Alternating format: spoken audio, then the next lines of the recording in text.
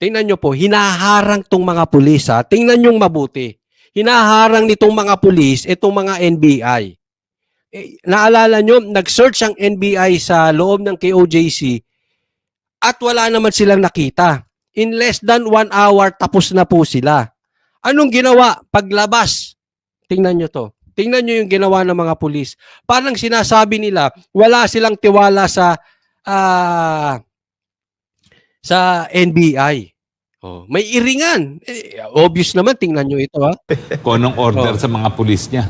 Abay, kung mainit ang ulo ng mga NBI, Ito, tingnan nyo, naka-blinker na tong mga NBI ha. Sinadya pang hintuan ng pulis. Hininto pa ng pulis at may humarang pa sa harap. Pulis po ito, kapwa nilang nasa gobyerno, NBI po, nag-search. At hindi pa sila nakontento, pinahinto, pinatabi pa. at saka kung meron diyang isang mainit na ulo din pulis, baka nagkaputukan pa sila. Yun ang nakakaabala naman yan. Ayan humarang pa Hindi, wag siya kayo pupunta. Chine-check up kayo parang ganon. Diyan lang kayo, steady ka lang. Ganyan po ang Davao ngayon. Ganyan po nila, isipin ninyo, mag-isip kayong mabuti. Kung itong mga pulis nagagawa nila ito sa NBI, naka-blinker na, nagpakilalang NBI, ginanyan nitong mga pulis. How much more yung ordinary citizen ng KOJC, pag sinugod yan, madugo po talaga yan. Naiintindihan nyo ba yung impact na nangyayari ngayon? Tapos ibabala natin ang KOJC. Di ba? Kaya mong gawin sa NBI yan? Iba na po ngayon. Ang NBI, sabi nga dito ni Atty. Roque, ang NBI, pinupulis ang pulis. Ngayon, baligtad. Talagang may tumayo doon. Huwag ka nga alis. Diyan ka lang. Check upin ka namin. Mga parehong ahensya ng batas, tagapagpatupad ng batas, magpapaputok laban sa isa't isa, no? Pero makikita nyo, talagang aggressive yung pagharang nila dyan sa NBI. Ayan, talagang hinarangan. At mabuti na lang, hindi tinutukan. Dahil pag sila tinutukan, syempre... kasi kahit ako NBI, may insulto ko niyan. Haharangan mo ko ng ganyan, tatayo ka sa harap, may armas ka, naka-blinker na ako, hindi mo ako nakilala. Wow. May something yan, May something yan, hindi yan biro. Magdidepensa rin sa kanilang buhay yung mga NBI, no? Pero nakakabahala talaga kung anong... Yo, Doc Charlie J from Japan. Thank you po Doc Charlie J. Thank you. Ayun, nagsimula na si Doc Charlie J. Thank you po. Order sa pulis dyan sa KOJC. Dahil kung talagang hahadlangan nila yung movements ng NBI, abay iba na yan. Kasi pareho sila magkakampi, bakit sila maghaharangan? Diba? Exactly. Yun yung sinasabi natin, magkakampi sila, naghaharangan sila. Para ano? Para kay Pastor Kibuloy. Nakikita nyo ba kung gaano ka-desperado tong mga to? Kasamahan nilang NBI, magkakampi sila. Haharangan nila. Because of a pastor. Wala talagang respeto sa reliyon tong mga ito. Diba? So, ano kaya talaga ang naging order? Ano ba to? Pinatabi pinatabi. Siguro titingnan nila. Ako iisip ko lang, baka mamaya, I'm just thinking out loud Baka iniisip nito mga pulis, pumasok to kunwaring NBI, kunwari pumasok para maghalughog, yung pala kukunin si Pastor Kibuloy, tapos isasakay. Kasi tingnan nyo talagang tiningnan. Pinasok, tiningnan. Ano ba to? Tanong lang ng mga kababayan natin, attorney. Sila ba ay nag-uunahan? Alam mo na experience ko yan nakasakay na kami sa SMNI. SMNI, yung sasakyan nila may nakalagay SMNI. Paikot po yun ng sasakyan. So alam nila from SMNI, hinarang din kami. Tapos sinabi nung nagmamaneo sa amin, Angkor, hindi, pinabuksan talaga. Nasa likod ako. Pinaganon. Baba. Pinababa yung salamin. Talagang titingnan nila. Ganyan po sila kapraning. Siguro tingin nila, kung hindi dyan nakasakay si Pastor Kibuloy o ba kaya nandoon sa vehicle ng SMNI, iniisip nila baka andun si Pastor Kibuloy. Hindi po, wala dyan si Pastor Kibuloy. Kasi kung andyan si Pastor Kibuloy, ang tagal nyo na nag-search dyan, nakailang search ng NBI, wala silang nakikita. At saka isasakay ba yun sa SMNI na Siyempre hindi. Pambihira naman kayo. Kung sakaling andyan, isasakay ba yan dyan? Obvious na obvious. Doon sa reward money? O bakit sila nagkakaganito? Para bang nag-aaway? Sabi ng mga kababayan natin, para bang nag-aaway itong mga otoridad, yung NBI at PNP sa paghahabol at nag-uunahan nga sa paghahabol dito sa mga subject ng arrest warrant. Ikaw naman, Jade, tanungin mo sila, wag mo akong tanungin. Oo nga. Well, ito naman tanong talaga sa mga kababayan dahil biniberipika din natin, may mga nakakita na may nakatutok daw ng baril, mga ganung mga istorya. Pero yan po ay mga biniberipika pa natin. Hindi na natin sinasabing ginawa. Ayan, nakaharang talaga. Andyan sila. Ito yung harap. Tapos, 4 na pulis nakatayo doon. Ng kapulisan. Pero nakakabahala po itong ginawa ng kapulisan sa pagharang dyan po sa mga NBI agents o operatives na nagsagawa ng Kita nyo, pinatabi na. Talagang titingnan, anong ginawa nyo rito? nagsilbi ng warrant dyan po sa KOJC. At tatandin ng traffic talaga dyan po sa Davao City. Malapit po yan, sa harap po ng airport yan. Ang malinaw, ayan, hinarangan talaga yung NBI team. At sinearch. So, kung ikaw ang NBI, kung mainit-init ang ulo mo, alam mo, kung ititrace mo ang history ng NBI, kinakailangan kasi may pulis na nagpupulis sa pulis. At yun yung NBI.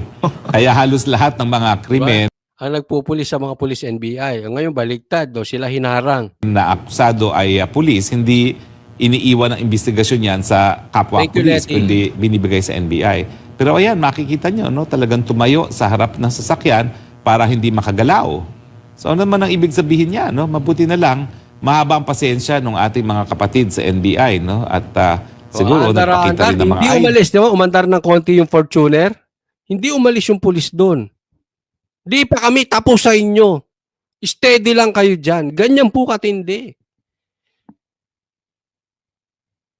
nagpakita ng mission order. Pero ayan, Di ba? Hindi umaalis. Hindi. Hanggat walang order sa aming aalis kami dito, aalis kami. Hindi kami aalis. Diyan kayo. nakikita mo, hinaharangan talaga sila.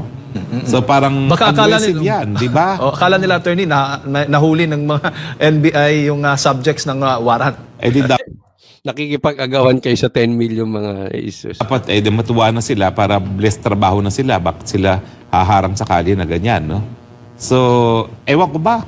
Dapat siguro tanungin natin si Torres kung ano talagang order niya doon sa kanyang kapulisan. Pero nakikita Ako sa akin, medyo nababastusan ako doon. Di ba? Pinahinto. Sige, hinto lang. Hinto. Mare, pulis, di ba? Okay. Hininto kayo ng pulis. Hinto. Huminto naman sila. Nagsitabihan. Convoy yan Maraming NBI yan. Convoy, makikita nyo. Pero yung tatayuan mo dun sa harap, medyo may pagka-bully ang dating. Medyo bastos ang dating. Hindi naman, sige, dyan lang kayo. Wag muna kayo umalis. Diba? Kung umalis sila, may problema.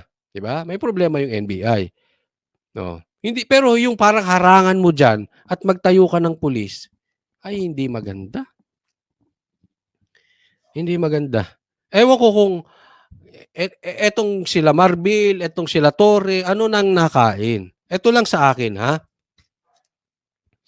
Ang daming pinagkakaabalahan dapat ng mga pulis. Na, alam nyo, bakit nakatuon kayo sa iisang tao na si Pastor Kibuloy? Ang daming syudad sa buong Pilipinas, bakit nakatuon kayo sa Davao na mapayapa? Alam mo, hindi kayo nakakatulong sa bansang Pilipinas. Bagkus nakakasama pa kayo. Wala kayong ambag diyan sa pag-stay nyo sa Davao.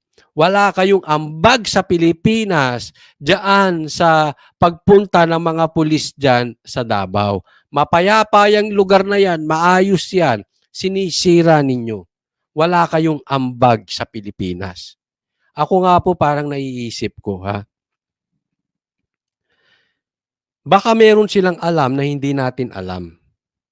Or sadyang praning lang to sila Marcos. Kasi kumakalat po na ang Davao po ang magiging next EDSA. At alam naman natin, ang power ng Duterte ay nasa Davao. Kasi kung ito ay walang katotohanan, hindi dapat ganyan sila kapraning. Praning na praning sila eh. Kaya nga sinasabi ko, baka meron tayong hindi alam. Baka meron silang intel na talagang magsisimula ang rally, magsisimula diyan sa Davao. Baka gagawing EDSA yung Davao. Kasi yung kapraningan nilang yan, medyo kakaiba. O ba, normal bang ganito? Yung parang NBI na mismo yan ha, haharangan ka ng pulis. Well, unang-una, dapat kasi yan, nagkaroon silang koordinasyon. Dahil ang NBI naman, warrant of arrest naman yan, hindi naman yan talaga kinakailangan na magkaroon ng leak, no?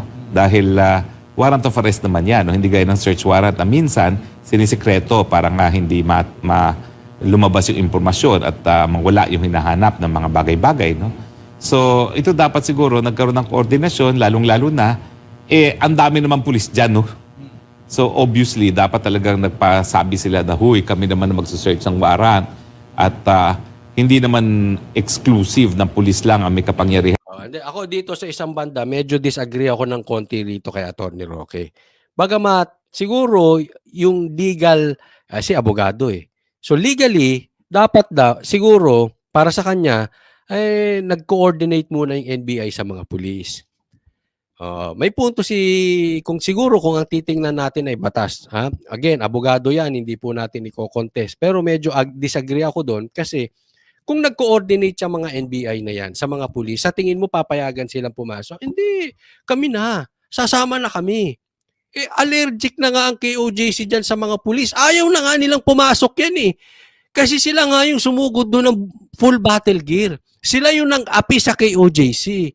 Tandaan nyo po sitwasyon na ang konteksto nito. Ito yung gabi na nag-meeting kami. Naalala nyo yung kinukwento ko kanina. After the meeting, nag-press con kami. At ito na sinisigaw namin para mapigilan yung pagsugod ng pulis. Kasi nga meron talagang intel na papasok sila. At itong si Torre, gusto talagang manirahan dyan 1 month, 1,500 na pulis. 500 na pulis. 1,500. Gusto talaga nilang pumasok. Kaya pinagsigawan namin sa press con para mapigilan ito. Kaya nga ako natutuwa kasi posible kinabukasan nagkaroon ng resulta. Yung NBI naman ang pumasok. Baka nadinig yung sigaw ng mga taga-KOJC na teka muna, sobra na kayong pang-aapi sa amin. Hindi na kami papayag. Siguro, itong mga taga-NBI, na konsensya, sinabi, tayo na magpunta ron at maghanap. Para ipakita natin. Siguro, itong mga pulis na insulto. Suntok sa kanila yun. Sinearch nila. 1 oras lang tapos. Hindi mo naman kailangan magbabadya ng 1 buwan ng 1,500 pulis. Alam nyo yung sinasabi nila na sinearch nila yung underground ng kingdom. Hindi pa po tapos yun. Walang aircon doon. Mainit doon. Hindi kaya magtago ni Pastor Kibuloy doon. Maniwala kayo sa akin, mamamatay siya roon. Mainit po yung lugar na yun. Kaya ngayon yung sinearch ng mga NBI, hindi sila tumagal. Inaayos pa yun. Naiintindihan nyo? Itong mga pulis, kung ano-anong speculation, gusto nila magmalik-balik, gusto nila mag-stay dyan sa loob. O doon sila patirahin sa tunnel kung gusto nila. Kaya alam ka naman magtatago dyan. Hindi ka tatagal doon, mamamatay ka roon. Lalo na si Pastor Kibuloy, medyo may edad na yun. 70 plus na yun, mukha lang bata, Oh. Yan yung istorya niyan. Kaya I disagree with Attorney Roque na i-coordinate. I'm sure hindi papayag ang pulis na sila naman ang mag-iimbestiga ron, sila naman ang papasok. Sasama at sasama yung mga yan. Tingin mo papayag si Torre? In reality lang. Hindi, papasok din ang mga pulis dyan. Pag sumama yung mga pulis dyan sa NBI, yan na po yung kinakatakutan natin, that the KOJC will stand their ground. Hindi na nila papapasukin ng mga pulis dyan because that is a private property. Unless may court order, hindi sila papapasukin dyan. Eh gusto nila pumasok ng pumasok eh. Kahit walang warrant. Naintindihan nyo na yung kwento. Hindi sila papayag kung nag-coordinate. Ganyan po katindi. Kung hinaras nga NBI eh, how much more taga KOJC? na mag-serve ng warrant, no? At saka panibagong tingin. Siyempre, iba yung tingin ng NBI, iba yung tingin ng pulis. Baka nga mayroong mga pinagtataguan ng mga lugar yan, di ba? So, mga laman nila. Pero nakakabahala po yan kung sa sariling hanay ng mga nagpapatupad ng batas, mga alagad ng batas, walang koordinasyon at mukhang nagkagirian pa. I think ang malinaw dito, bagamat walang tutukan, nagkagirian dahil talagang hinaharang yung paggagalaw ng mga sasakyan ng ating mga NBI. Bastos yun. Para sa akin. Nagdulot ng Para sa akin, bastos yun. Bastos yung pagharang. Girian yan. Buti na lang mapagtempirin to mga pulis. Ay, itong mga taga-NBI. O buti na lang, mahahaba yung hawak nila. Baka mamaya nagkabarilan sila dyan. Ganyan po sila katindi.